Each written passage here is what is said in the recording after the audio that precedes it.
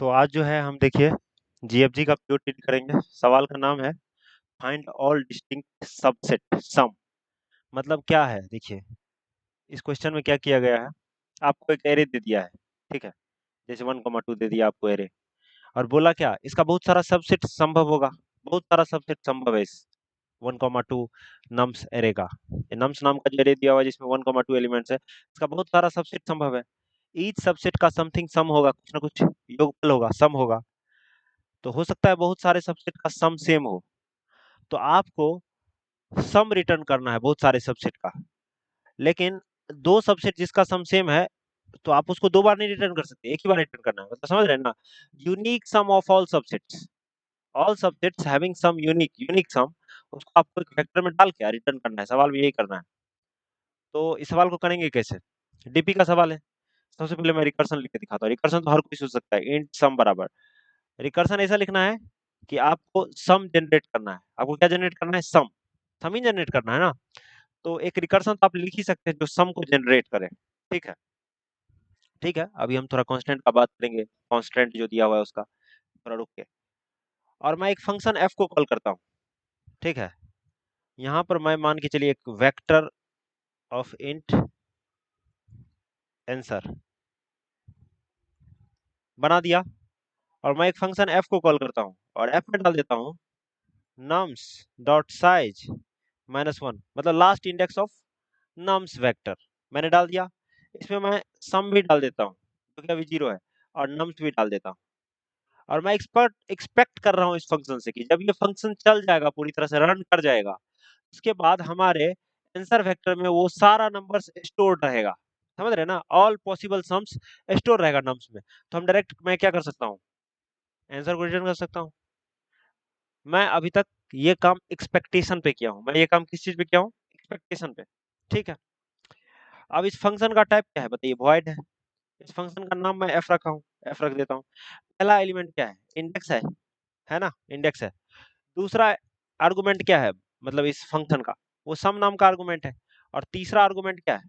Vector, जिस जो आपको एरे दिया हुआ है। तो इसका मैं रेफरेंस बना रहा हूँ ताकि बार बार कॉपी कंस्ट्रक्टर ना चले और बहुत सारा नम्स ना बने, जिसमें कि आपको उसमें भी टाइम लगता है। तो इसलिए रेफरेंस बनाइए। ठीक है, अभी क्या कर सकते हैं बताइए?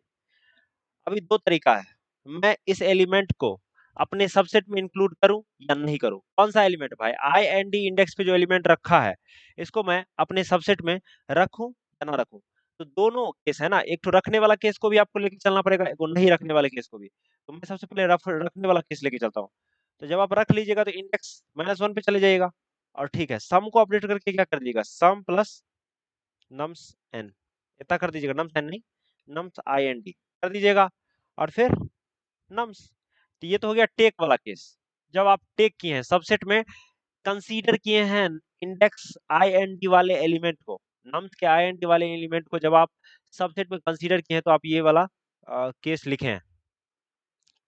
दूसरा केस, जब कंसीडर नहीं करेंगे, जब कंसीडर नहीं करेंगे तो इंडेक्स तो पीछे कर ही लेंगे, लेकिन सम को अपडेट नहीं करेंगे। इस बार हम नहीं करेंगे, और फिर नम्स को नम्स ही रहने देंगे। ठीक है, तो ये अपना फंक्शन तो लिखा गया।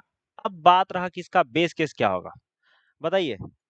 हर बार आप टेक नॉट टेक करके आप पहुंचिएगा -1 इंडेक्स पे।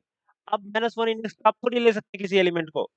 जब इंडेक्स -1 हो गया, मतलब you can't take further elements. अब तो एलिमेंट है ही नहीं। आपके पास जो भी आया है वो कोई ना कोई सबसेट का सम रहा होगा। तो यहाँ पर बहुत सारा सम आएगा, इंडेक्स 1 पे बहुत सारा सम पहुंचेगा रिकर्सिवली, और वो सारा सम वो कोई ना कोई सबसेट का ही सम होगा। तो ऑल पॉसिबल सबसेट्स का सम इंडेक्स बराबर -1 पे पहुंचेगा। तो इस समय जो सम है आपके पास, जो सम है वही तो आपका एक पॉसिबल आंसर है किसी न किसी सबसेट का। इसी सम को आप स्टोर कर दो किसमें? आंसर में। और यहां से ये काम करने के बाद आप रिटर्न कर जाओ।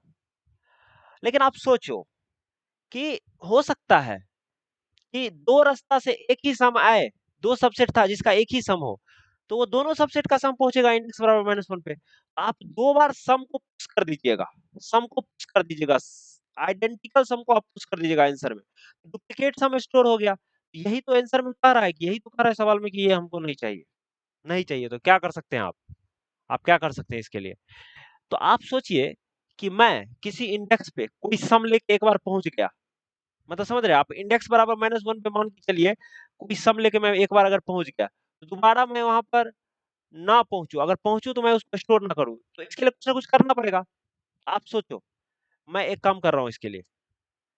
एक चीज देखो, सवाल में देखो कांस्टेंट क्या दिया हुआ है, कांस्टेंट क्या दिया हुआ है इस सवाल में देखो, ये दिया हुआ है कि भाई नम्स का लेंथ 100 हो सकता है ज्यादा से ज्यादा, और नम्स के अंदर का एलिमेंट ज्यादा से ज्यादा 100 हो सकता है, समझ रहे हैं ना। तो ज्यादा से ज्यादा सम का वैल्यू क्या हो सकता है, 10,000, 10,000 हो सकता है ज्यादा से ज्यादा सम का वैल्यू, 10,000 से ज्यादा नहीं हो सकता है। तो मैं एक डीपी एरे बनाता हूँ, डीपी बनाता हूँ मैं, इंट डीपी, और इंडेक्स तो 100 तक हो सकता है तो 101 डालता हूँ, और सम ज्यादा से ज्यादा 1,000 हो सकता है, 10,000, तो 10,000 एक मैंने डाल दिया। मैं कह रहा हूं कि मैं क्या करूंगा, आप सोचिए कि किसी इंडेक्स पर मैं एक बार अगर वो सम लेके पहुंच गया हूं, तो दोबारा मैं जब पहुंचूंगा तभी ना दोबारा वो सम स्टोर होगा आंसर में। अगर मैं दोबारा पहुंचू ही नहीं तो क्यों स्टोर होगा।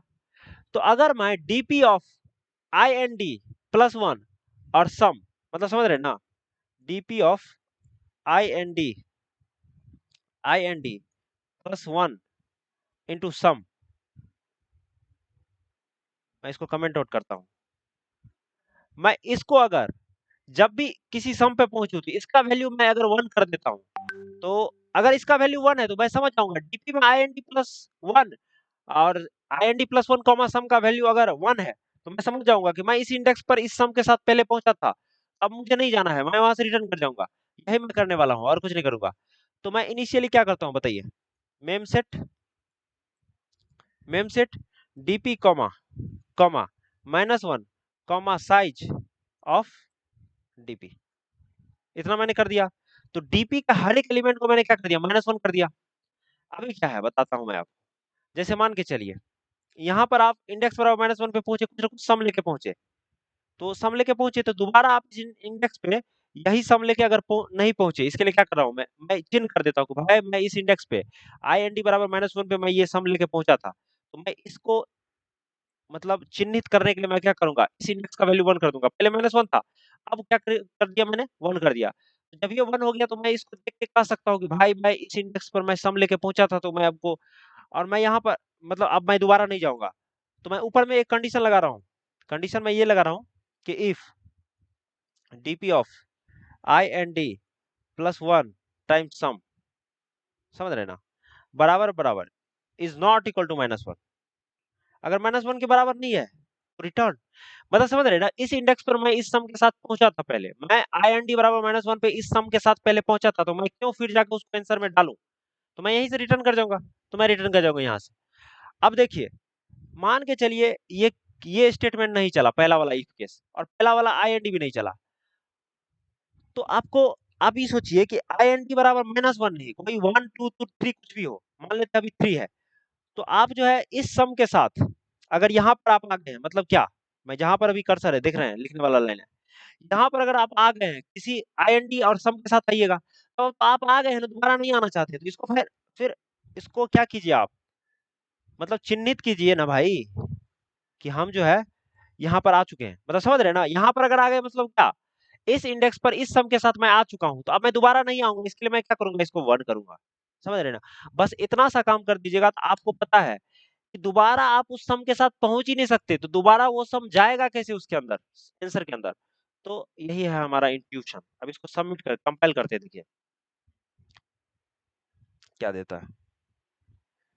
तो कंपाइलेशन में आउटपुट डिफरेंस दे दिया, क्या दे दिया कि हमारा आउटपुट जो है सॉर्टेड होना चाहिए, समझ रहे हैं ना, तो एक्सपेक्टेड आउटपुट सॉर्टेड दे रहा है, तो क्या कीजिएगा आप आंसर को सॉर्ट कर लीजिए, मतलब समझ रहे हैं ना, हमारा आंसर सॉर्टेड नहीं है, उसका आंसर सॉर्टेड है, तो आंसर को आप सॉर्ट कर दीजिए, आंसर वेक्टर को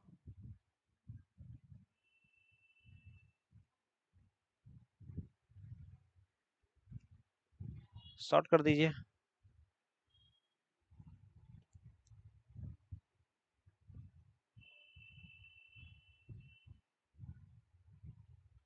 देखिए अभी ठीक ठीक दे रहा है आउटपुट, अभी सबमिट करके देखते हैं क्या होता है।